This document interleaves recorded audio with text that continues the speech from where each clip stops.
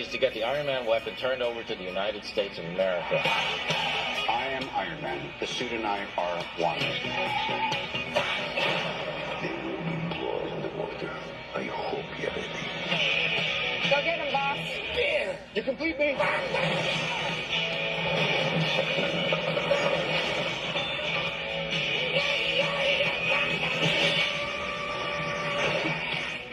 I want one. No. I want a Scarlett Johansson for my own. I think all guys want a Scarlett Johansson for their own, honestly. But anyway, welcome to Time About the Movies. It is May 7th, 2010, and as I said before, we are now officially at the start of the summer movie season. And, needless to say, the summer movie season of 2010 was certainly not as strong as past summers in general. Not to say that there weren't a lot of bad movies, but 2010 overall was not a great year for the movies in general. And most of the big blockbusters that were coming out were either disappointments and very few surprises. There are a couple that we'll get to eventually. We've already had a couple in the year itself, but, you know, the summer as a whole, not as strong as 2009 was. But, of course, the biggest of the blockbusters came out very early on, and that is, of course, Iron Man 2, coming 2 years after the first movie opened up the Marvel Cinematic Universe and helped to reignite the career of Robert Downey Jr. This time he's back in this one as well. But do we have a movie here that's as good as the original? Not exactly. But does that make it a bad movie? Only one way to find out. Let's go ahead and delve into this sucker. So 6 months has passed since Tony Stark, Robert Downey Jr. came out as Iron Man, and now Senator Stern, played by Gary Shandling. Excuse me. Played by somebody who makes me want to burp. Sorry about that. Senator Stern, played by Gary Shandling. Rest in peace, Gary Shandling. You were great as Larry Sanders, and you're great in this movie. Wants Tony to turn the Iron Man suit to the government, but a Russian named Ivan Vanko, played by Mickey Rourke, coming off of success with The Wrestler a couple years ago, has duplicated the technology and builds weapons of his own, which are later used by Justin Hammer, played by Sam Rockwell, creating new challenges for Stark. And it's up to him and his buddy Rhodes, now played by Don Cheadle, to save the day. And you also get Black Widow showing up in this movie, too. And we should kind of run down the behind-the-scenes stories of this movie, because there are certainly a lot of interesting aspects to talk about here. So one of the big things early on, as soon as the first Iron Man came and went at the box office, there was a lot of concerns that Jon Favreau and Robert Downey Jr. were going to get screwed over by Marvel because of, you know, financial issues, that they wouldn't want to come back for this. I mean, they were still dealing with the fact that Edward Norton was causing problems behind the scenes with the Incredible Hulk, and that's why he didn't show up for the rest of the movies that the Hulk was in, and they replaced him with Mark Ruffalo. And, of course, they were also dealing the same thing with Terrence Howard, who... He's the one that didn't come back for that one, and Don Cheadle eventually replaced him. But then they eventually came to an agreement for Robert Downey Jr. and also Jon Favreau to come back as well. And then they were also talking to Emily Blunt to possibly play the Black Widow, but she turned it down because she had a previous commitment to star in another movie later in the year, and let's just say it's not the best choice overall. I mean, Gulliver's Travels is not something you want to say that you took that instead of taking a prime juicy role in Iron Man 2, but not only that, there was also something going on where there was a point where they were really considering not doing this cinematic universe that they had planned, because I think if I remember correctly, there was a thing where they had trouble figuring out, like what about the financial issues for making the Avengers? Like, how are we going to get to the Avengers at this point? And there was a lot of concern that this was going to lead to them not making the Avengers movie. But then one pivotal moment in the summer of 2009 completely changed that, and I think you all know what I'm talking about. September 2009, the Walt Disney Company acquires Marvel Entertainment for $4 billion. And the rest is history. Not only did they have the financial backing to make the MCU the way they wanted to, it eventually paid off in dividends. I mean, of course, not only did Iron Man continue its success overall, but the Avengers went on to become a multi-billion-dollar franchise. And, of course, the MCU is the most profitable franchise in Disney box office history. So, yeah, overall, that was probably the best overall decision that could have possibly have come from this. Was for Disney to pick them up and essentially make Marvel their equivalent to DC at Warner Brothers. And sure enough, Iron Man 2 came out. They went ahead and did eventually put together their MCU as it is, and the rest is history. I mean, this is a movie that was highly anticipated overall, and yeah, it has everything you want to see in an Iron Man movie, but at the same time, it kind of also does what Spider-Man 3 did and go completely overboard with its character development and its complicated storylines. Most of what's done in here is good, and very rarely does it go overboard, but there's one scene in particular that I feel like really just pushes it way too far, and that's the DJ AM scene where, like, Tony Stark goes completely nuts at this party, and it's so poorly put together. It's almost on the level of the club dancing scene from Spider-Man 3, and it feels like what they were trying to do with that was trying to bring in the Demon in the Bottle storyline here, which they do kind of, but not really. I think even the big thing going forward was the fact that, this is not a Demon in a Bottle story, but it really is kind of a Demon in a Bottle story. But then again, they were thinking, as that was said before, they brought in the writers for this, which they brought in Justin Theroux to write the script for this, and he had just written Tropic Thunder. He also was somebody who had worked with David Lynch all the time, and this was his first big thing after Tropic Thunder, and needless to say, him being the screenwriter for this, I don't think was the smartest thing to do in general, but like I said, it's just there's just way too much going on in the movie in general. I do like the fact that there is a story development of Tony Stark throughout this. You see him at his low point and ending up sitting in the donut at Randy's Donuts, which is a very good shot in general, with Nick Fury putting him basically in house arrest, but once again, the characters overall are well done, they're well written, and the performances do carry the load. Robert Downey Jr. is always going to be terrific as Iron Man. Don Cheadle did a pretty good job of making Rose his own by a long shot. I mean, almost right out of the gate, he was just all in on that. Mickey Rourke makes a good Whiplash for the little bit that you see him in here. He's not really as big of a threat as they would make him out to be. Sam Rockwell's pretty good here as Justin Hammer. Scarlett Johansson's pretty good as Romanoff, and she, of course, will have better character development as the films go on. Samuel L. Jackson and Clark Gregg are good as well as Nick Fury and Agent Coulson. Gary Shandling, as I said before, a great actor, great in here. Jon Favreau is pretty good here as Happy. The special effects in here are pretty good. The overall sequences of special effects in this are very well done. And I did like the tease at the end of, setting up Thor, because we knew that was coming the next summer. But there is a lot of problems with the film in general. Gwyneth Paltrow in here, I thought she is, I didn't like her that much in the movie. I thought she was too bitchy for her own good, and she did kind of look like she was a little bit anorexic. I don't know what happened, but it looked like she lost a lot of weight compared to where she was in the last movie. I don't know if it was just because of she was going on some exercise or something like that, but you could definitely notice a difference between this movie and the first movie, that the difference in weight in general, But also Leslie Bibb coming back as Christine Everhart from the first movie, it just really felt kind of pointless to have her in there. Just hey, we got her back in here. Does she add anything to the story? Not really. So why the hell are we even doing anything with her? And as much as I like Mickey Rourke in this movie, like I said, I thought he was very underused in this. I mean, the Grand Prix is great, and the final climax should be the best thing about the movie, but it's supposed to be the big battle between these two, where the action and the intensity ramps up. You're a sequel. You're doing something that's better than it's supposed to be bigger and better than the original film. This thing's over in 2 minutes. Literally, the whole climax is finished within 2 minutes, and it's just come on, this is Iron Man going up against one of his biggest enemies, and the final battle is just 2 minutes in length. It's just seriously? This is something that you don't do in a movie like this unless you're really going to go in and do something unique and different with it. Like Spider-Man 2, for example. It didn't go bigger with the special effects, but the emotions and the acting in that overall made that better than the ending in the first movie, and that made that movie in general a great film overall. To me, the biggest overall problem with Iron Man 2 stems from simply two things. One, the new additions, as much as I appreciate them in there, they make this feel nothing more like an extended commercial for the Avengers and an Iron Man sequel. This is back when this was still a relatively new thing that they were just trying out, and they really didn't have a clear idea of how to set everything up as they did later on down in the decade.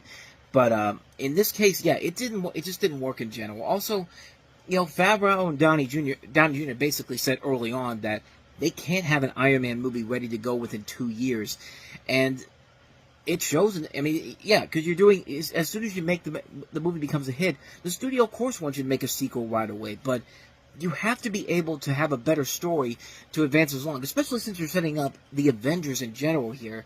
And it's not that they didn't fit it in the right timeline to have another sequel, like within 2 to 3 years, is the right way to go. But you have to make sure that it's a good script. You put the effort into it. And with that, with this, it feels like they tried to put some effort in there, but felt like the studio was just pushing them to go, like, okay, you gotta hurry this along, because we gotta have this out by May of 2010. It's basically, quantity over quality is what you really look at it here, and here's my thing. I still like the movie. I still think it's a good time overall, but it is not the first Iron Man movie. It's nowhere near as good as that one. It doesn't hold up as much as that film does, but this still has some good entertainment value to it. Just not as much as the first film did. It's definitely a movie that could have been so much better if there had been a conceited effort to make something as good as the original, but as it stands, it's fine for what it is. It's still the second best in the series, which I think the series overall did start to trunk down a little bit as the series went on. Like Iron Man 3, which should have been one of the better ones, especially with Shane Black involved. It was the first one. It was the first movie after the Avengers, and that was as much of a disappointment as Iron Man 2 was. Iron Man 3 was a massive disappointment, considering everybody on board with that one. That still to me is the worst of the series, but even then, it's still not bad, but it should have been so much more than it actually was. But we'll eventually get into that one in 2013. But Iron Man 2, good, but definitely a step down compared to the first movie. It's definitely an inferior sequel, So with that said, let's go ahead and get on to Tony Stark's newest enemy this weekend. 2 years ago, his biggest enemy was Patrick Dempsey in a lazy romantic comedy. Now he faces his greatest foe yet, babies. From their first breath to their first steps. Meet 4 extraordinary babies. USA Today raves, if you were enraptured by March of the Penguins, wait until you see babies. Babies. Rated PG starts everywhere Friday. Those little bastards. Okay, I'm completely going overboard on this. But this is Babies. This is a documentary that Focus Features basically put out, hoping that they would have the next March of the Penguins. I mean, you even see it in the trailer there. One of the reviews is just like, if you love March of the Penguins, you'll love this. And I won't go that far. It's not a bad documentary either way, but the documentary opens showing one of the four babies in here, Panajo from Obuwu, I'm going to get these all wrong, Namibia. Like I said, I'm going to get all these wrong. I'm sorry if you get offended by this, but I'm just reading it off of here. But Panijao comes into the world in a modest hut as her mother rubs red O'Share all over her pregnancy-swollen belly. Hattie from San Francisco is shown in a Western NICU surrounded by medical equipment and technicians. Another scene sees Bayar from Bayan Chamani, Mongolia. Again, sorry about getting these all wrong, but being born and tightly swaddled in a hospital before heading off with his parents and a sibling on a motorcycle to the rural area where the family lives. Other highlights include Mari from Tokyo, Japan. I can get that one. Mari's tantrum from when she is frustrated with a toy. Hattie getting bored during an organized play session. Bayar taking a bath while a goat comes to drink from the same water. And Panajo fighting with a sibling when they are playing on the ground. The documentary shows the contrast of the 4 cultures without using any form of narration, leaving it to the viewers to interpret the film. And for that, you gotta give a credit for that, but unlike something like March of the Penguins, I just find March of the Penguins more enjoyable than Babies. Like, I've said it before, I'm not much of a baby person. Like, I work in a grocery store, and I hear all these babies screaming all the time, and, like, in restaurants, too. It's just like, I honestly don't ever want to have kids, honestly. Like, I don't think I'm ever going to be in a hurry to the point where I want to have kids. I want to be a part of a birth of some offspring here, but it's just like, I don't want to do that. Like, I don't feel that way. And I've seen it because I've seen people in all these different places where it feels like they had babies just because they didn't know what a condom was, or just because they wanted to use it more as an accessory. Not to say that everybody I know that has a baby does that. I just most of the people that I've seen when I'm working or out of there, more times than not, it's mostly because I mostly feel like that they had them because they didn't know what a condom was and didn't put them on, or they're just having it because they want people to be like, oh my God, you have a baby, and they're completely not prepared to do that. But once again, I'm not saying that everybody is like that. I'm just making my own theories about that. I know some people aren't going to agree with me on that, and that's totally fine, but I don't hate this movie. I just feel like there's not really much there to it, per se. I mean, I think it's an interesting idea overall, but it really does feel like you need to have a child to really experience this and have a much better impact than somebody like me would. Me personally, it just didn't do it for me. It's not a bad documentary per se, but I feel like if you have kids, if you have a family like this, it's definitely something that's much more to your liking. Me personally, I just didn't really care for it too much. Not a bad documentary, but not a great one either. So that's Babies for you. Would you believe that the hardest review to get through this time around was for Babies? I mean, I thought I was going to have a tough time with Iron Man 2, but yeah, Babies was hard to talk about mostly because how do you talk about a movie where you don't really care about the subject matter because you don't like babies in general? Like, again, I want to make it specifically clear, not everybody is somebody that I think should not have babies in general. It's just not my thing. I've never wanted to have kids, honestly, and maybe that'll change when I'm much older and it's too late, but I'm sorry, I'm 36 years old. I still don't feel like I want to be a father in the future. I just don't feel like I want to go down that route. But anyway, with all that said, that's going to wrap this episode of Time About the Movies up here. Robin Longstride, also known as Robin of the Hood. For the crimes of incitement to cause unrest, I declare him to be an outlaw! And I declare this to be a box office bomb! Welcome to Time About the Movies, everybody. I apologize for that.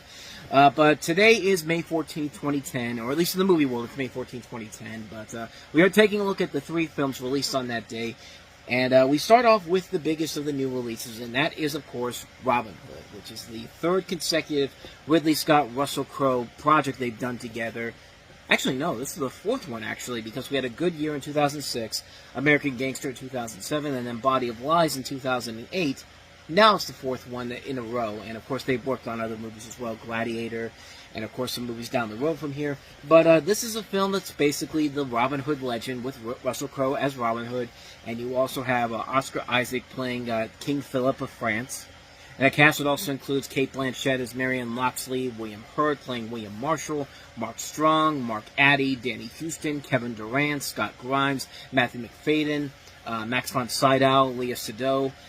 You know, a good cast overall in here, and you would think there would be a good movie involved in this, but sadly, despite the talents of Ridley Scott, Brian Helgeland, and Russell Crowe, this ain't that good of a movie, unfortunately. And you know, it didn't help that. Actually, no, I was about to say there was a controversy going on behind this, but no, I'm thinking of the other 2 times that Russell Crowe had a big movie, and it was got plagued on by controversies. But Cinderella Man had that happen a couple years ago. We talked about that back in June of 2005, and then, of course, with The Beautiful Mind in December of 2001. But no, there was no controversy going on then. Maybe I'm thinking of the Spill review where they have the joke about Russell Crowe, instead of using the bow and arrow in the movie, that he uses a telephone and throws it at the guy.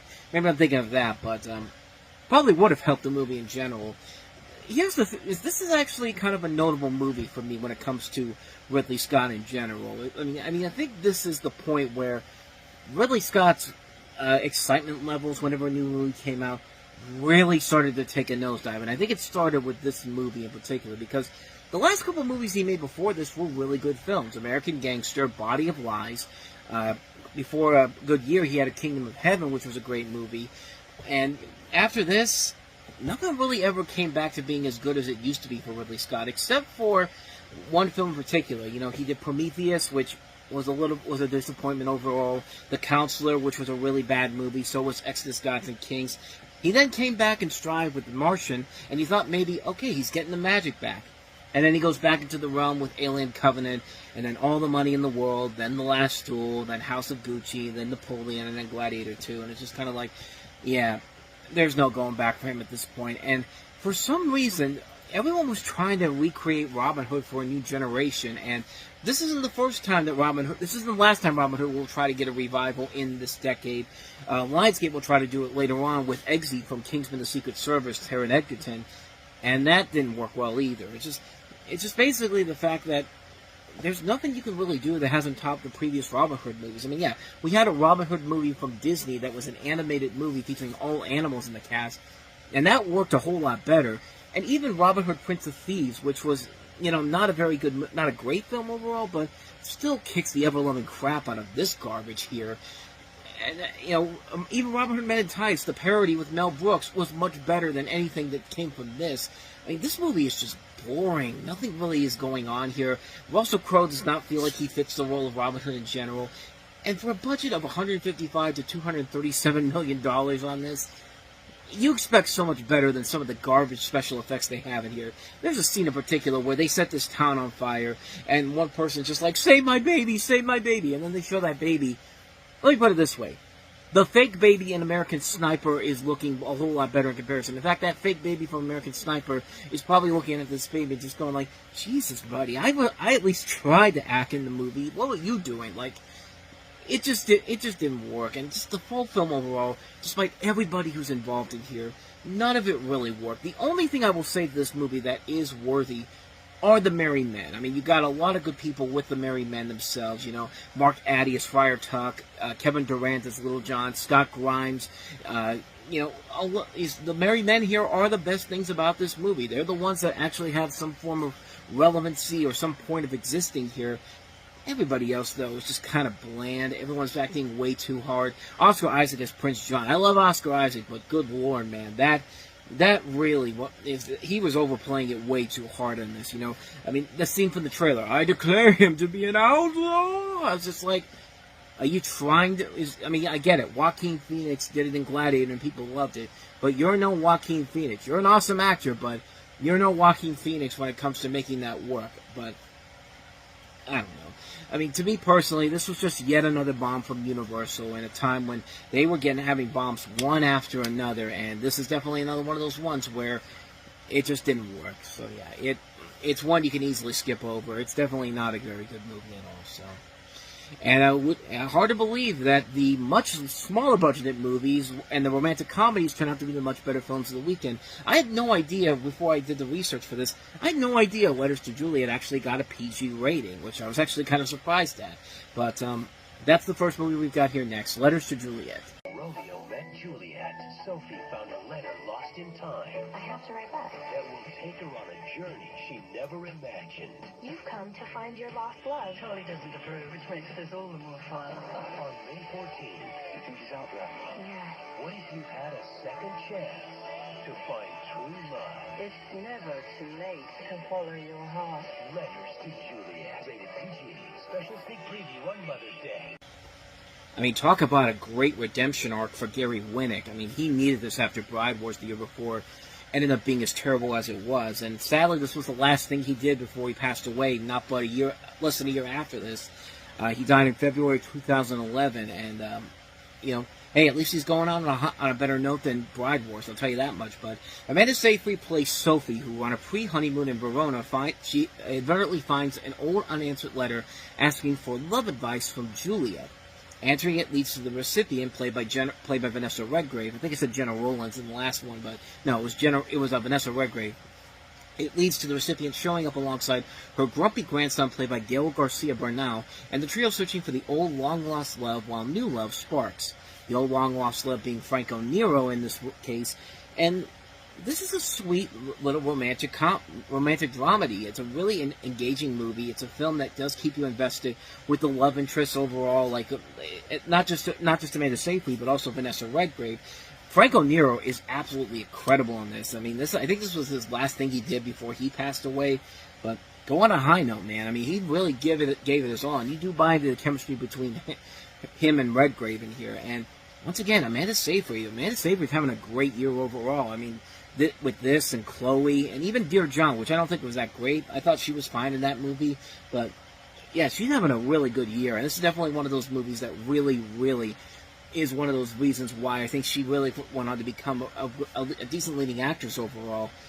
I don't know. I mean, I really enjoyed this movie. I actually thought it was very, very surprisingly good. I was really not expecting a whole lot from it. I thought it was just going to be like, okay, it's like another Nicholas Sparks-like story and all that.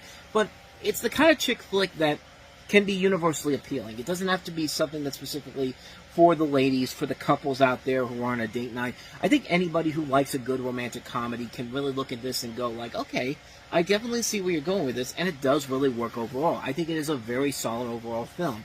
Very entertaining, very well done. it's a really good film, and one that got kind of overlooked overall when it came out.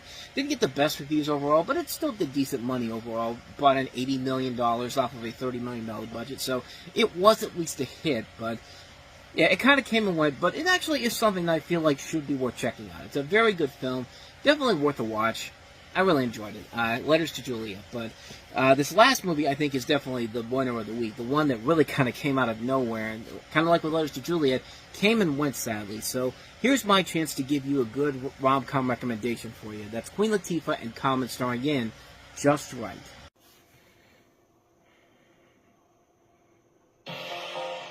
Hello, Denzel.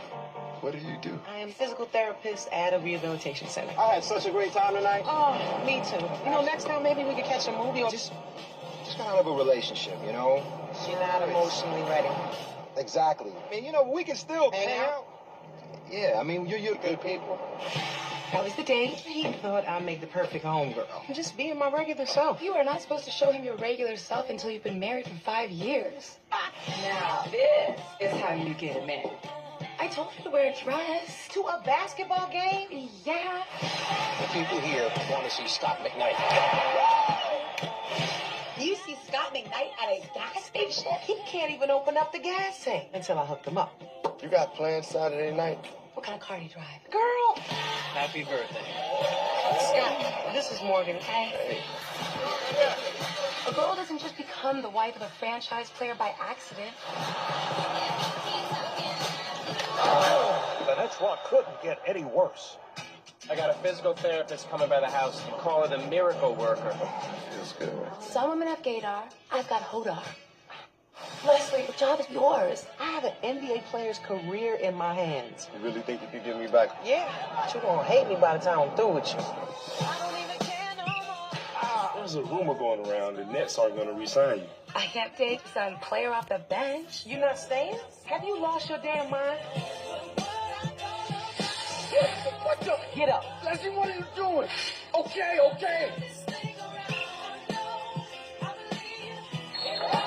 Hold up. I'm getting a call. It's long distance.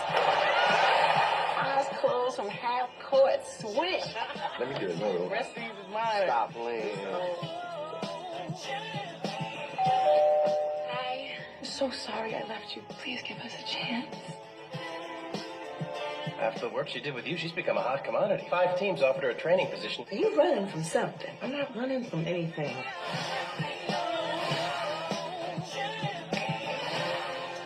How about dinner someplace nice? You better be packing something in that wallet. I'm not one of those salad-eating chicks. Yeah, out of all the movies that we have this week, this one was easily the best of the bunch, and it's kind of hard. It's not really hard to see why once you really take a look at it. You have Queen Latifah starring as Leslie Wright, a straight-shooting physical therapist, tired of being a guy's girl. She's living with her childhood best friend Morgan, played by Paula Patton, who hopes to be an NFL trophy wife. After a Nets basketball game, Leslie helps star player Scott McKnight, played by Common, at the gas station. He invites her to his birthday party where she shows up with Morgan. After a quick relationship, Scott and Morgan end up being engaged, but at the NBA All-Star game, Scott becomes injured, an injury that could possibly ruin his career. Morgan suggests that he enlist the help of Leslie since she did not approve of his previous gorgeous physical therapist, so Leslie moves into their home. Rumors circulate that Scott's career would end quickly if he didn't recover by the playoffs, which causes Morgan to leave Scott through a letter. Scott becomes extremely upset, discouraged to continue to recover, but Leslie encourages him and helps him get back in the game. The two of them spending a lot of time together. And as you can see from the trailer, you can pretty much see every single cliche that comes into play here. And yeah, it is very much that kind of a movie. It's a kind of film that you really got to go into. You really got to go into this knowing exactly what type of film you're getting. And if you can stomach it, it makes a really good movie in the long run. It was actually really surprising to me how much I enjoyed the film. I thought everything about it kind of worked, even though it's a been there, done that type of a rom-com. You like it because you like the chemistry between the two leads, Queen Latifah and Common. You don't think Common could be a good romantic leading actor in a movie, and yet, lo and behold, he works off very well with Queen Latifah. And I thought Queen Latifah overall, once again, gave another really good performance in here. And Paula Patton is also really good in here, too. And, yeah, she really... I mean, that's the first... I mean, when you watch this, it's the first signs that, yeah, she's got potential in the future. She would star in another rom-com coming up the following year that was as good as this, Jumping the Broom. But if you want to know what her peak hotness is, let's wait until December 2011 when we get to Mission Impossible Ghost Protocol, because when you see her, if you see her in that movie and you know what I'm talking about, then you know exactly what the hell I'm talking about. And Pam Grier. Pam Grier was really good, too, and she's still looking good in her 60s. I mean, yeah, she definitely looks older, but she does not look like she's that old. I mean, they did a pretty good... whatever she's doing, keep it up, but... I was really wondering, why did I like this as much as I did? I mean, maybe it's because it is Queen Latifah. Queen Latifah really is one of those actresses, one of those people that, she started her career off in music, and then she's gone on to become an actress, and an Academy Award-nominated actress with Chicago, and then she does stuff like, Bringing Down the House, Beauty Shop, Barbershop 2, even in something as bad as Taxi. She was the least of that film's problems, but, Last Holiday is one of my favorite underrated movies, and maybe that's what it is. Maybe it's just because she has that charm to her. Anything that she can any performance she usually puts in will never be a lazy performance. Even in some bad movies, like I said, Taxi, and we'll get to The Dilemma the following year, which is a really bad movie, and even in a performance that really is, it's not really her fault the movie is her performance is bad in that. It's just that the film just has so many different problems on its own levels in the way that's written too, but she's not the problem with that movie. And we'll get to that one as we start the new year next year with 2011, but maybe it's the director, Sana Hamry, who did Sisterhood of the Traveling Pants 2, and then she did Something New, which were both kind of surprises as well. I mean, overall, that's what this movie really is in the end. A really good surprise in general. It's one of those movies that you don't really expect a whole lot. You see it coming out in the middle of May. It's a film that's not getting a whole lot of attention. It's being buried behind what is supposed to be a big blockbuster, and yet this movie and Letters to Juliet are the far superior movies that came out this weekend, and not the regurgitated garbage that was Robin Hood. I mean, that's something where it's just like, yeah, the studio isn't really doing a good job trying to sell the film to people, but that's why a channel like this is really good, so I can give you recommendations on films that weren't big box office hits in general, but they're films that should be more appreciated and should be given more reappraisal to them. Just Right is definitely one of those movies that I would say this is one you want to seek out. If you want a good, fun romantic comedy, and a good PG-rated romantic comedy nonetheless, Just Right is the right answer for you. So, Just Right simply is Just Right. Shrek is back with Donkey. I've seen you.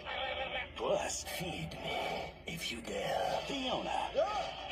And this guy. I'd rather not. Do it. Perfect! Donkey to the rescue! Be the first to see the last. Uh-oh. DreamWorks Shrek, the final chapter. I'll call you! In Real D and IMAX 3D. Welcome to Time About the Movies. Today we're taking a look at the two films released on May 21st, 2010, Memorial Day weekend, and we have our first movie here, easily the biggest of the two, and that is Shrek Forever After. And, this is coming a couple years after Shrek the Third put a real damper on the series in general. The first two movies in the Shrek series were great. Shrek the Third was the one where you could clearly tell they were just in it for the money, and they didn't care about continuing the great stuff that was involved in the first two movies. But then again, you didn't have the same director, Andrew Adamson, in this one. Nor do you have him here, but you have certainly a much better identity with this movie that feels more authentic to the other two movies. Plus, it says something when the best thing that came out of the Shrek series in 2007 wasn't the third Shrek movie, but the Shrek Holiday Special, Shrek the Halls, which is easily the best thing about that year in 2007 when it comes to Shrek in general, but in 2010 we got what was supposed to be the last movie of the series to kind of present a better finale to the series, and thus Shrek Forever After was born. In Shrek Forever After, Shrek makes a deal with Rumpelstiltskin to give him one day to feel like a real ogre again. Little does Shrek know that he's actually signed away his life for good, as Rumpelstiltskin has become king of Far, Far Away and has caused chaos. Donkey, voiced by Eddie Murphy once again, doesn't know who Shrek is. Puss in Boots has become a beast, played by Antonio Banderas once again. And Fiona, voiced by Cameron Diaz, has become a Xena-like warrior princess with a group of other ogres. Some of them are voiced by John Hamm, Jane Lynch, Craig Robinson. Now Shrek must kiss Fiona to break the curse and set everything back to normal. And let me just tell you something. this movie already proves that it's better from the first 20 seconds. The first 20 seconds of this movie is already better than anything in Shrek the Third. That spark of energy that was missing in Shrek the Third returns in a way that is done very well. I mean, Shrek the Third started out nothing like the other movies where you had a book and somebody introducing the story ahead. But in the third film, they just basically jump right into the movie, and you could just tell you were in for an off ride to start off with. I mean, it just felt off from the very beginning. But here, it felt more authentic. It felt like what you were expecting to see from the other two Shrek movies. And because that, amongst other things, this movie still makes for a much enjoyable film than the third film. Like I said, it's nowhere near as good as the first two movies, but the story is nowhere near as complex as the last film was. But it's not all original either. I mean, it's a Wonderful Life story. I mean, they basically took the Santa Claus 3, the Escape Clause route. But kind of like with that movie, unlike that movie though, where I don't want to say it was badly done, but this one definitely does it a whole lot better. I mean, it works very well to the film's advantage, and yeah, it's a been there, done that story, but they do throw in some nice little loopholes and twists and turns that really don't come out right from the get-go overall, and make the story stand out better on its own. Like there's little bits and pieces here and there where you think you know what's going to happen, but then they throw this little curveball, and it makes sense to who's doing this, because the guy who's responsible for that is known for doing that type of stuff, changing the rules, so he always comes out as the winner. But the characters overall are very well written here, and they do fix a lot of the possible plot holes that the trailers and commercials show, and they are explained in there. Like, why is King Harold in here in his original human form? Remember, he dies at the beginning of the third film in a very awkward way that they thought was supposed to be really funny, but it really wasn't. It was actually pretty lame overall, but they do give him a reason to come back in this one. It's basically a flashback, but it also did a pretty good job of creating good emotional moments for the characters that don't feel forced or out of place. You feel everything about the emotional moments of here. You feel for Shrek when he realizes that, you know, he wants to have that life isn't over again, and wants to have that day to himself, not realizing that when he makes that deal, he basically said goodbye to his family and friends that he had behind him. Like, these people that have been more than supportive of him up to this point, that's no longer there anymore. And it's just like, yeah, it really does get to you when you see that, seeing how far he's willing to go to make this happen. And even in the end, when he finally comes to that realization that he always had the best life possible, like he didn't need to go back to his old ways in general. I mean, this movie did emotional moments so much better than the third film did. Like I said, the third film just felt like they were just cramming it in there and just like throwing way too many things in there that were completely pointless. This film does have a lot of flaws to it. Like, there are useless characters. Like, the Pied Piper is a character that really did not need to be in there whatsoever. There's no need for that character in there. They don't even mention the Artie from the last movie, who's become King Arthur. Like, his character was one of the few things I actually kind of liked about that movie, and they don't even mention him at all. Like, he doesn't even get a mention in here. Far, Far Away is not even mentioned for most of the movie in general. Like, it's not, it doesn't feel like, it just makes the last film seem even more pointless when it's just like, even the people who made the film were looking at this and going like, yeah, we don't even want to mention that this third film even exists anymore. And possibly the biggest problem with the film overall is that they do tell some stupid jokes. I did not show the commercial where the worst joke of the movie is in there, where Donkey's telling Puss in Boots that he is a catastrophe, and Puss telling Donkey that he is redonkulous, and then having a laugh. Yeah, that shit ain't funny. No matter how hard you want to try to pretend it is, it's not funny. Like, stuff like that gets old real damn quick, and it's in there, and they are easily the worst parts of the movie in a long shot. I mean, that's how bad those jokes are. But they're so bad I'm coughing right now. Hold on a second. Okay, I'm back.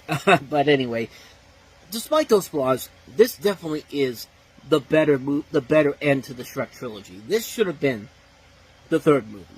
It's nowhere near as good as the other two movies, but it doesn't have to be as good. It doesn't have to be. It just needed to make us forget that the last third film existed. Shrek the Third existed, and it did that. It did that very well. It's a good movie. It's no Shrek 1 or 2, but it definitely delivers a much more engaging story and a more proper finale to the series than what had come beforehand. I'm actually glad that for the longest time it was supposed to be the end of the series. It's definitely an underrated film that has gotten a lot better over time. It really is a film that has aged pretty well. And now we know, of course, that this is not the last of the series because we've got the 5th film coming out next Christmas. And I'm hearing a lot of very conflicting concerns about that movie. Some people have... The stupidest rumor I've heard about this is that the next film is supposed to be like a live-action CG hybrid. It's just like, why would they go down that route? Like, why would you want to do that? And I'm hoping that's not the case in general, but I do like the animation designs on Shrek and on the Shrek family in this movie. We only see the daughter, who's going to be played by Zendaya, but I'm pretty sure they're not going to get rid of the other 2 kids in that movie. I really don't think they're going to be that crazy to do that, but I do like how the animation has aged pretty well. Shrek and Fiona have aged too. Of course, like you could tell they have wrinkles and all that. If you watch some of the images in the trailer that came out a couple months ago, not even a trailer, but the cast announcement. But yeah, I'm glad they're going in that direction overall. I think I would have liked it if they didn't go down that route, but let's face it, everything's going to get made into a sequel or a reboot at this point. You might as well just go ahead and just do it with Shrek now and get it over with. Hopefully the film turns out pretty well when we get it next Christmas, but yeah, that's all I got to say about this one. Shrek Forever After, definitely a much better Shrek film than the 3rd movie, no question about it, and it's one I do recommend checking out. So with that said, let's go ahead and move on to our last film that we have here, and that is Saturday Night Live bringing one of their classic skits back to the big screen. It's been a while since they've done it, but they feel like they had a winner with MacGruber. Do they, though? 2 days ago, a Russian convoy carrying the X-5 nuclear warhead got jacked. Yesterday, reliable sources informed us it's made its way to U.S. soil. I'm going to turn Washington, D.C. into a pile of ash. We need the best. Get me MacGruber. I'm in. What? I'm in. Hello, MacGruber. This is a very tall order. Veritable dream team of killers. Well, then I'll just have to put together my own dream team of killer stoppers. I need you, Frank. Then I'm in.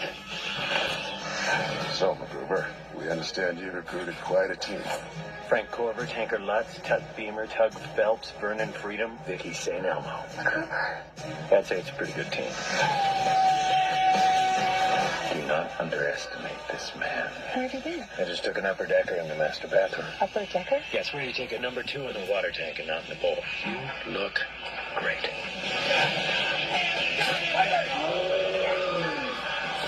Get behind him! How did you know I was wearing a bulletproof vest? You're wearing a bulletproof vest? Awesome. Tick, tick, tick, Time to go save the world. tick. MacGruber. Last time I saw you, you had a grenade launcher in one hand and an M16 in the other. And you had just ripped a dude's throat out with your bare hands. Classic MacGruber. I mean, the man is a fucking genius, MacGruber. But, yeah, after The Ladies' Man bombed about 10 years ago, SNL Studios basically shut down their movie department as a whole and put the focus back on their television stuff in general. And that's kind of where we've been at since then. And they didn't. And also, another reason behind the lack of SNL movies is because there really wasn't a lot of choices for sketches that could have been translated to the big screen property. I mean, it's kind of like where we're at right now with SNL.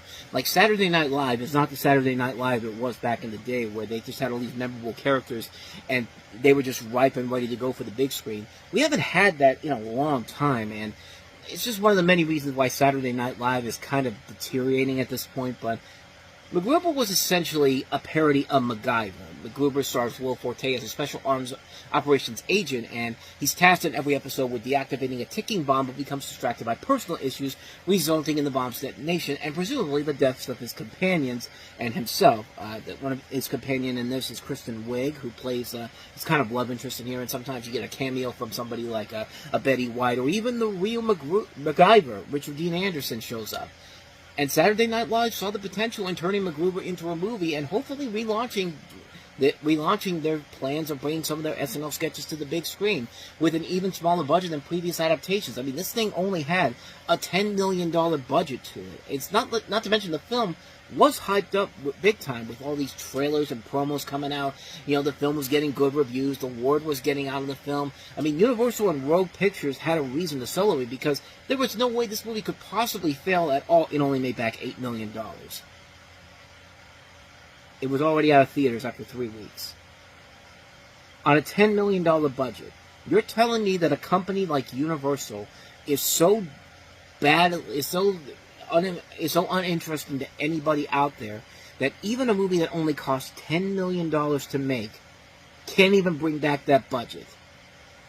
I mean, what the hell is going on here? Like, I mean, to make matters worse, the international grosses, which can usually save a bomb, didn't really do that. They only brought in one half of it's $1.5 million. It didn't even make back its $10 million budget. Just think about this for a second. It more than likely made its budget back through DVD and TV errors. Yes, probably, but still, you made this movie for $10 million, and yet you still couldn't make this back. When Jason Freeberg and Aaron Seltzer are making movies as bad as they are, and yet they're the ones that are making their money back, and yet this one can't, it's no wonder why the world is so fucked up, honestly. Like, it really is not a shocker at all that we are so screwed up. No wonder we're on the cusp of World War III at this point. But if you're following the news, you know exactly what I'm talking about. But anyway, enough with dealing with reality right now. Let's talk about the actual movie itself. So you would think with all this negativity, the movie clearly was bad, right? Well, not exactly. As I mentioned, this is based off a sketch from SNL where you have MacGruber called back into action with the help of Vicky St. Elmo and a Lieutenant Dixon Piper, played by Ryan Felipe, to take down his arch-enemy, Dieter von Kuff, played by the late Val Kilmer, who is in possession of a nuclear warhead and bent on destroying Washington, D.C. And the main problem with making a movie based off an SNL sketch we've all seen at this point comes down to simply one question. How do you make a 90-minute movie based off of a 3-minute sketch? Well, luckily, MacGruber not only did it well, but it paid it off big time, because this movie is actually really, really good. I mean, this was actually a hilarious, kick-ass movie, and it managed to put in a story for a character from a sketch that's only 1 minute long and made a great movie out of it. That is hard to do. Plus, it has the greatest version of the MacGruber theme song you're ever going to hear.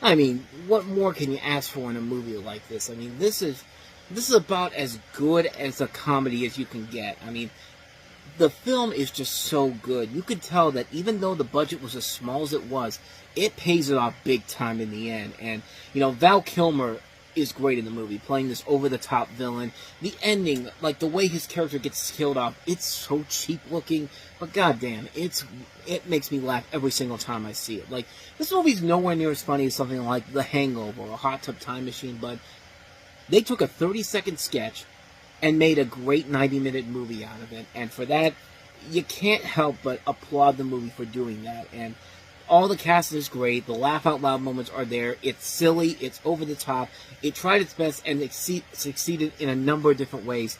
This is definitely one that I'm really glad to see has gone on to have a cult following to it. They made a Peacock series not too long ago, which, let's face it, at this point, pretty much any Universal project can be made into a Peacock project, but this was definitely one of the better movies to come out of Universal during this tough stretch that they were in.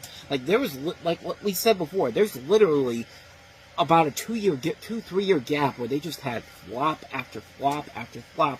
And a lot of them were not great movies, but a lot of them, there were some good ones. And this is definitely one of the better ones. Like, if you have not seen MacGruber, see MacGruber, man. This is a funny fucking movie, man. I can't recommend this one enough. MacGruber is definitely worth the price of admission.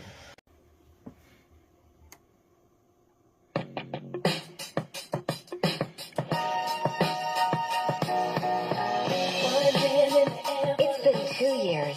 Happy anniversary. Me and you, just us two. And in 2 years, amazing things can happen. Amanda, I never meant that. Really? You're driving me crazy. I've tricked tricked my body into thinking it's younger. How are you going to swallow all those? Have we met? As for me, Big and I were somewhere between wild sex and a baby. I don't know which is worse. Samantha, the baby will tire eventually. Big and I are getting a little too Mr. and Mrs. Married. We have to work on the sparkle. Sparkle. And just when you think you've seen it all, you're wearing white. Like a virgin. What happens after you say I do? I think we need some glamour. 1 week in Abu Dhabi, all expenses paid for all 4 of us. Get out of town. My point exactly. I can hear the decadence calling. I don't think we're in Kansas anymore. I'm having a hot flash. You're on a camel in the middle of the Arabian desert. If you're not having a hot flash, you're dead.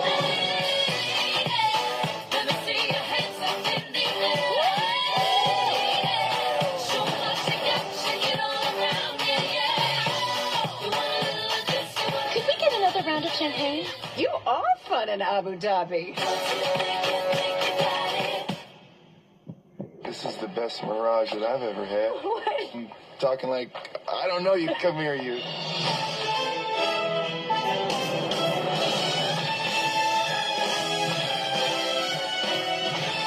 Being a mother is hard. I needed a break. We bump into each other halfway around the world? It means something. I think you're playing with fire. Something happened.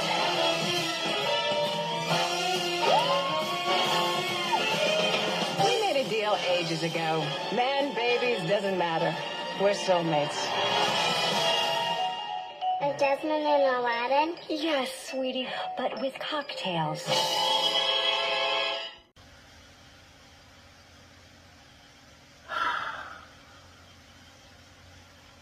Hello folks, welcome to another episode of Time About the Movies, and today we're taking a look at the 2 films released on May 28, 2010, and I want to make a correction before we move forward.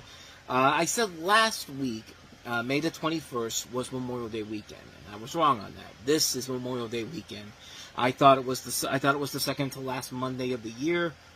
Turns out that was not the case whatsoever. And then again, last week would have been. No, that's right, because Monday, May 31st of this year would have been Memorial Day. Memorial Day. So yeah, I was wrong. Either way you look at it, I was wrong on the date of this particular weekend in 2010. Memorial Day weekend is this weekend. But yeah, we've got 2 movies here. Let's go ahead and rip the Band-Aid off here. But man, let's just go ahead and get to Sex and the City 2, which, oh god. And look, I know that I was very critical of the first Sex and the City movie, and I know there were some people in the comments section who said that they still enjoyed the movie, even though they did kind of agree with me that, yeah, it's a complete inferior product compared to the television series, which, like I said before, it's pretty much the movies are basically the complete opposite of what the TV show and what made it so special. But then again, the people who made the TV show aren't really involved with this. The creator, Darren Star, is not involved in any of these movies, so it makes sense. It makes sense why these movies feel completely different. But to the first movie's credit, there are people that like it, and hey, like I said, we live in a place where free speech is a great thing. People can say whatever they want to say, and I'm not going to get on anybody's nerves about it. I just personally didn't like the first Sex and the City movie, but let me tell you something. That first Sex and the City movie was like a cinematic classic compared to this, because oh my god, I couldn't believe how worse this thing could get, and yeah, it got worse. 2 years have passed since Carrie Bradshaw finally bagged John, Mr. Big Preston, once again played by Chris Neath, the man she was always meant to be with. Just as her friend Charlotte must deal with her young daughter's terrible twos, Carrie must deal with her relationship taking a turn for the worse. Big likes to watch old black and white movies on TV and eat takeout food. Sounds like a good husband to me, but not for Carrie. No. It prevents Carrie from feeling like the free-willing party girl she used to be. She's in her 40s by this point. I mean, I think it's time to start settling down here, but continuing on. Meanwhile, Miranda copes with a new boss that can't handle an intelligent, powerful woman, and Samantha works a public relations angle that gets the fashionable foursome an all-expenses-paid trip to Abu Dhabi. Because you know what you should do when your show that has a character, as the character, one of the characters is the city of New York. You know what you do in a movie version? Take the characters out of the reason why the show was so successful. Was one of the reasons why the show was successful, and just take them to a complete place that these women should not be at whatsoever. Good fucking God, this movie is a disaster. The first movie looks like Citizen Kane compared to this movie. I mean, everything about this movie just doesn't work. From the bad jokes, I mean, come on. The thing at the end there was just like, oh, just like Aladdin and Jasmine. Yes, but with cocktails. And just the way they're saying it, it's like the people who make this movie are fully aware that they're completely insulting the intelligence of the women who are going to be into this movie. And not only the women, but the gay people too, because man, there's a lot of flamboyant gay people in this movie, which, to the movie's credit, I'll give them this. There's a big, elaborate, extravagant gay wedding involving Willie Garson's character, and I'm not gonna lie, it's probably the best damn thing about this movie, because it's something that just comes completely out of nowhere, and they are not afraid to just go in and just go completely over the top fantasy element to it. And usually I will talk about how this is around the time when gay people weren't being written very well in movies and TV shows, but this is 2010, and we were getting a whole lot better on writing gay characters, not as these flamboyant, over-the-top characters, but to the movie's credit, I will give them this. They put their all into it, and I'm not going to lie, it was a fun thing to watch overall. It doesn't make any sense, but hey, you got Liza Minnelli singing Beyonce, and you got all this craziness going on here. Why not just go with it? That was the one moment in this movie where I would say, okay, you got me on that one. I will give you credit on that. And okay, maybe I'm being a little too over it. Maybe I'm being a little too. What's what I'm looking for? Maybe I'm being a little too harsh on this, because there is progression in this movie. I think the two characters in here that have evolved since the last movie, Cynthia Nixon and Kristen Davis, Charlotte Miranda, you know, they have families now, and they're dealing with the trials and tribulations of that. And yeah, they're the only two characters in the movie where you have some kind of I'm so flabbergasted I cannot even talk right now. You feel like you have a connection. You can feel the connection with them because they are characters who have matured. They have families now, and now they're willing to deal with the trials and tribulations. And they were the only two characters in here that I felt like really did improve from the last movie to mature. Carrie and Samantha, on the other hand, are a completely different story. Sarah Jessica Parker in this movie comes off as a real arrogant bitch to Mr. Big. I mean, she has the guy that she's been dying to get from the very beginning, and she is just not happy about it at all. It's just like you never feel like that she is comfortable with what she is in the situation here. And like I said, Sarah Jessica Parker's in her 40s at this point. You got to get to the point where it's just like, you know, it's time to start settling down here, Missy. And yeah, you got everything you wanted and then some. And here you're going to treat this like it's this is White People Problems the movie. I mean, that's pretty much that. I'm just checking to see here. Yeah, she was like nearing 50 when this movie was being made. So, actually, no, that's a lot. She was born in 65. 65. All right, she was 35. She'd be 45 at this point. Yeah, 45 at this point. Just like you got everything you wanted, and it's just like, nope, I want more than that. And yeah, you hate her by the end of this movie. Like, her and especially Samantha. Good Lord. Kim Cattrall in this movie, like, her character is just nothing but... She's basically... You know what she is? She's Sharon Stone in Basic Instinct 2. Everything that she says, everything she tries to do in here is like... She wants to get laid right now to anybody who's out there. It's just like every single line is about sex, or just like these lame jokes, and just like... It doesn't help that the movie itself overall is just really, really lazy at it. Now, if this movie had just been just as bad as something like the first movie, I don't think I would have hated it as much as I did with this film. But then this thing throws down the ultimate fuck you by taking them to Abu Dhabi. And when they get to Abu Dhabi, oh dear fucking God, this movie gets worse and worse as it goes along.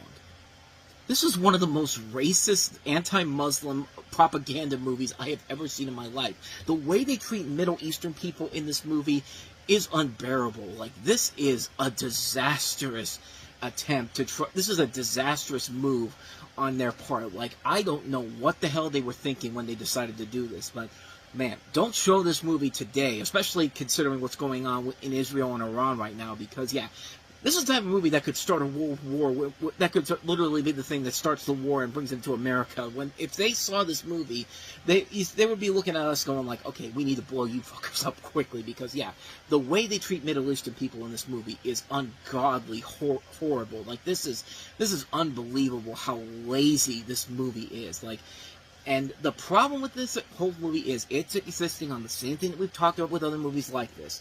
It knows that it's throwing anything at the wall and basically saying that we don't care because we know that you women aren't going to give a crap of what's on screen. We could literally show you one of these characters getting their head chopped off, and we could literally put all four of them into a human centipede, but you won't care because you'll be gabbing with your gal pals, drinking Chardonnay and talking about how cute your dresses and shoes are, and then you're not even going to remember this movie was a thing, because, yeah, this is one of those movies that I keep talking about that is very much like that. And, like, they add stakes in here that are so goddamn stupid.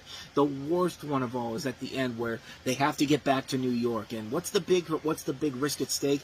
Oh, there's bad guys after them, but that's not the big thing. No. No, the thing that's really going to be the catalyst of this climax is if we don't get on this plane in time, we're going to have to fly back in coach. Oh my god. You have to be like everybody else that gets on a fucking airplane. Who cares? Like, seriously, it's like this movie is the Peter Griffin meme from Family Guy. Oh my god, who the hell cares? Nobody cares about your problems. This is like I said before, it's white people problems, the movie, met with, let's go ahead and just be completely, let's just go ahead and give them a big middle finger to everybody in the Middle East, because holy mother of God, like, this movie, it's unbelievable. It is unbelievable how bad this is. And listen, I will give the first movie its credit. I hated it, but I can see why the fans of the show would still be behind it no matter what. Yeah, it's a bad movie, but the people who are going to see it, who are fans of the show, will enjoy it. This movie, even the fans of the show hated this. Like, this is a movie that is this is the bottom of the barrel for the Sex and the City series. Like, this is an insult among insults. This is a movie that is so terrible. It's so lazy. Like, you hate everybody in this movie. You especially hate Sarah Jessica Parker's character, who has everything she wants, and yet it's never enough. I don't know what was going on in the summer, but we had movies like this where people had really good lives. They were married to people they loved, and then they just decided to throw it away because, I don't know. I don't know. I've got a hair up my ass, and I want to go ahead and do something different. We'll have one at the end of the summer featuring Julia Roberts, and yeah, that's bad too, but nowhere near as bad as this. I mean, that's bad, but this is the worst of the worst. This is unbelievable how bad this is. This is everything that is wrong with bringing an HBO show to the big screen, because this movie, the first movie felt like a mainstream attempt to try to do a movie based off of a show that was on HBO, which was uncharted territory. You could pretty much do whatever you want. This feels like they did that, except what they put on screen was just, let's just be incredibly insulting and racist to any minority out there that we want to. Like, this is horrible. This is absolutely god-awful. This is a terrible movie. I'm coming up on 11 minutes of telling you to avoid the fuck out of this movie. This film is a disaster. This is one of the worst movies of the year. This is one of the worst sequels ever made. This is one of the worst comedies ever made. This makes Ishtar look like a masterpiece. You made me praise Ishtar, for God's sakes. Ishtar! So I think you get the point here. You can avoid Sex and the City. Like, Sex and the City 2, avoid it like the plague. Just stick with the television series. Like, this, and Just Like That, which came out not too long ago, started off kind of rough, but I'll admit, I've caught a little bit of it. It's actually not that bad. It certainly does try to take the show back to its roots. Get it away from this garbage here, because, yeah, this is ungodly awful. This is one of the worst things I've ever seen in my life. This is one of the worst comedies I've ever seen. This is right up there with some of the worst movies I've ever seen in my life. This is a terrible, terrible fucking movie. Avoid it like the plague. So let's try to get back on a much more positive note here with a film that's not quite as good, but certainly kicks the crap out of Sex and the City 2. It's Prince of Persia, The Sands of Time.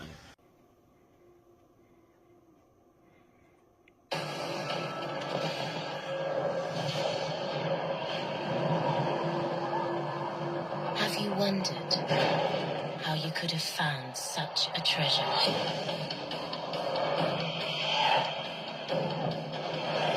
The gods have a plan for you, a destiny.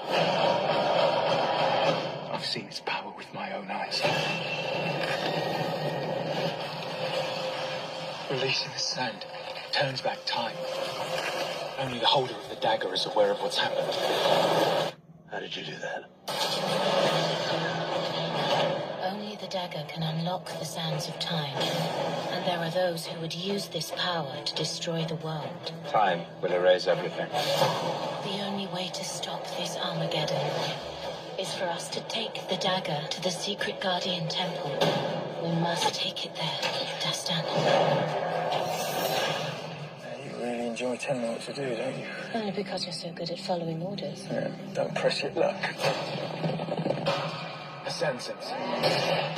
They strike terror into the heart of all they cross. Such a noble prince. Leaping to assist the fallen beauty.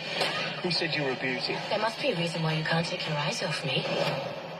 You're... I... Fighting!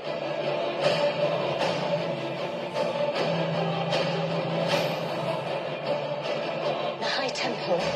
It's guarded by some sort of demon. Dastan, where's the dagger? You're welcome to search me for it. You'll have to be very thorough. It's time.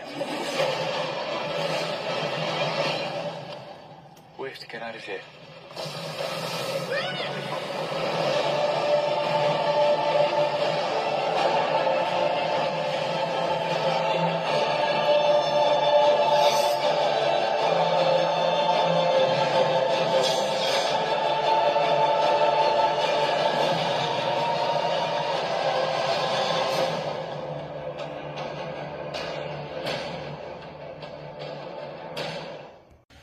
So when you watch the trailer, you can kind of get a glimpse of some of the problems with the movie that we'll delve into in a little bit here. But this is an attempt to try to create another Pirates of the Caribbean style franchise, and who better to do it with than the guy who produced the Pirates of the Caribbean franchise, Jerry Bruckheimer.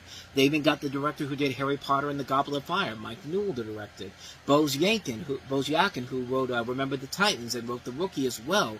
This is a good people, good cast all around here. You got Jake Gyllenhaal, Ben Kingsley. You got a rising actress in Gemma Arterton, Alfred Molina, based off of a series of really good video games. The possibility is definitely there.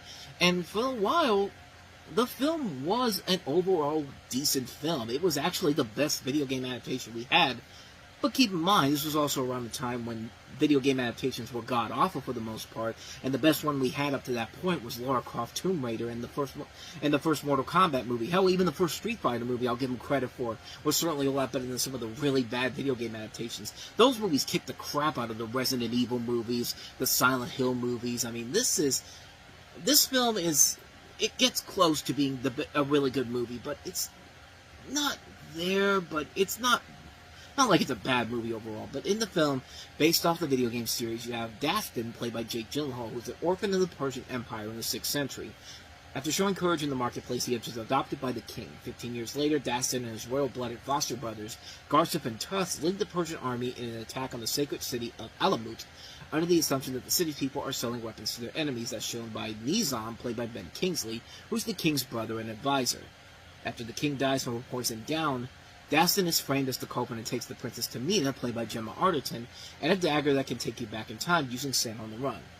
Dastan has to clear his name and stop Nizam from taking over as king and try to kill his other brothers before the world as he knows it comes to an end. So, this isn't the long-awaited great video game adaptation we've been waiting for, but it's still certainly a lot better than some of the other video game adaptations we've done. Let's talk about the flaws.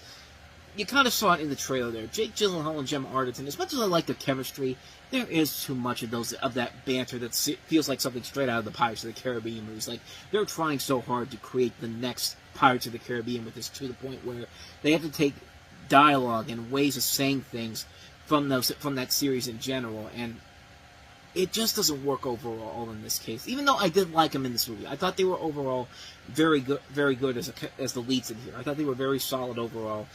My biggest flaw with the film really is the fact that it's basically just a carbon copy of a movie we just looked at last time, Shrek Forever After, and The Santa Claus 3, where let's take the main character back to a certain point from earlier in the film, and never explain why they took him there at some point. It's just like, it just feels like it's rushed in there. It just makes no sense why they did that, and it just felt like they didn't have a good ending overall to really give this the lift that it needs to be a great, great movie overall.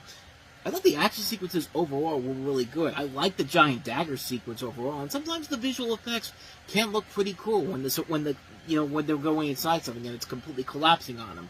It can look really cool. Even the dagger time effects are impressive as well to look at. It also helps that you have a decent script by the game's creator Jordan Mechner, and also Boz Yakin, who also of course I mentioned did The Rookie and Remember the Titans.